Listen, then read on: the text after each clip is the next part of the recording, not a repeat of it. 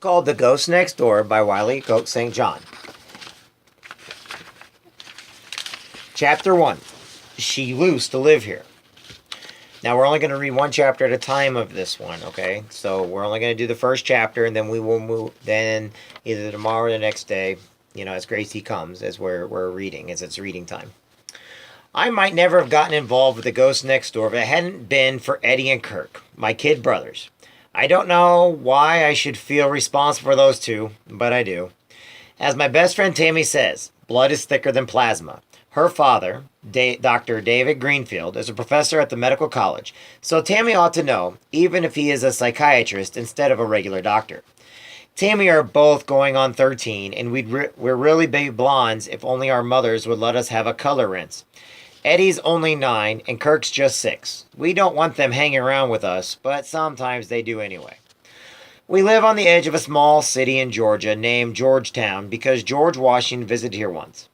Our side of the block has just 3 houses. The Marrows, that's us, live in the middle one, between the old Alston place and the Greenfields.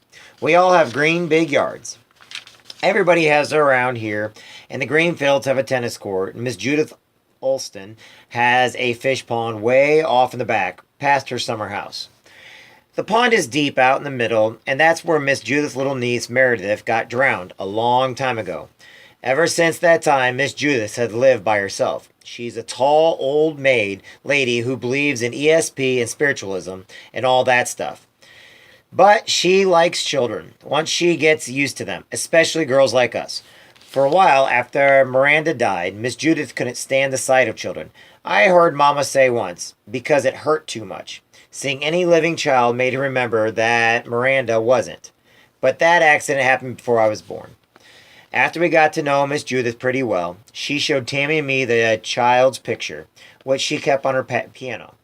It was tinted photo. Miranda's eyes looked kind of brown and green, and her hair was dark brown and sort of floppy. She was only 10. Her chin was pointed and her cheeks were thin. Miss Judith said she was a fairy child with a pixie face. Miss Judith told us how she tried to get in touch with Meredith through a spiritualist group she had joined a few months before, the Georgetown chapter of the American Psych Society, but she had no luck. You believe in that stuff, Miss Judith? Well, we don't really know, do we, Lindsay? She said sort of wistfully. If there's the slightest possibility, well, there's no harm in trying. I don't believe in it myself, and neither does Tammy. But we didn't tell her that.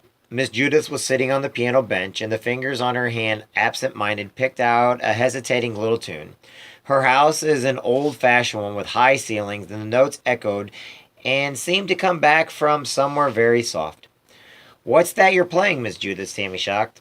She stopped, but the echo went on for a minute. Was I? Miss Judith looked at her right hand as it belonged to somebody else. Yes, I guess I was. It's a piece called The Dance of the Fireflies. Miranda used to practice it over and over. She was going to play it in the recital that summer. I knew it wasn't polite to ask questions, but I was dying to know, and she seemed to be in a good mood, so I dared.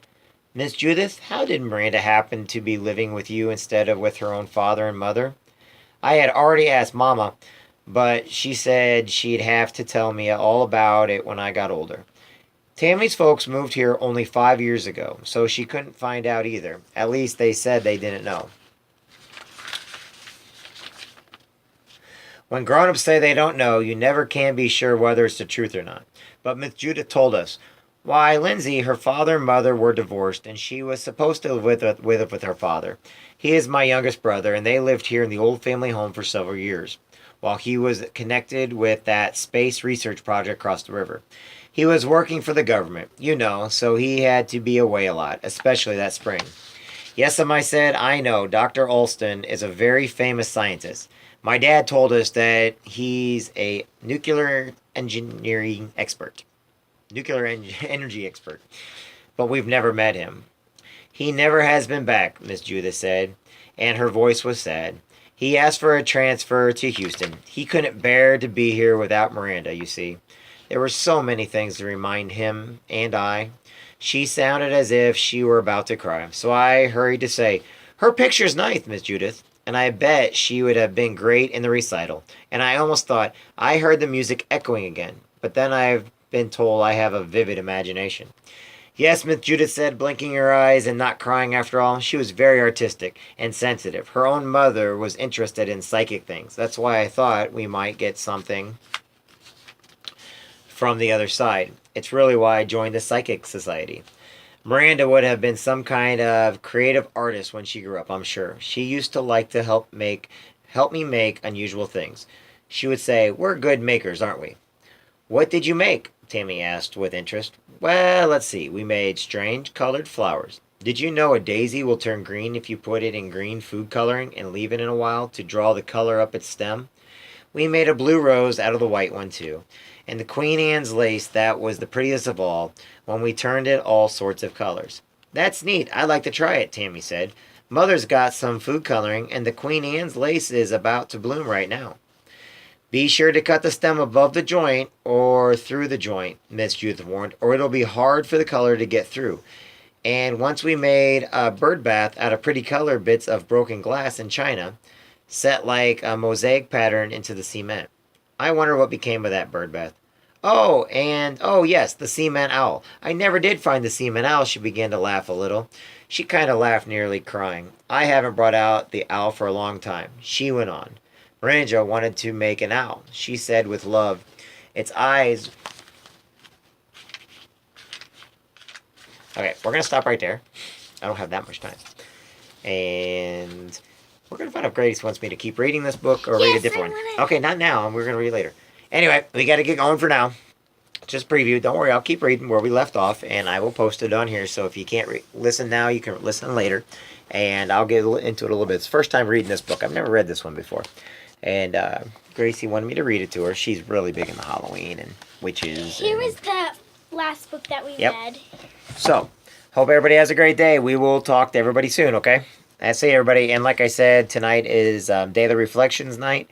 And next time Gracie's here, we will go to the next part of the book. And Gracie will read also. Have a good one, everybody. Say bye.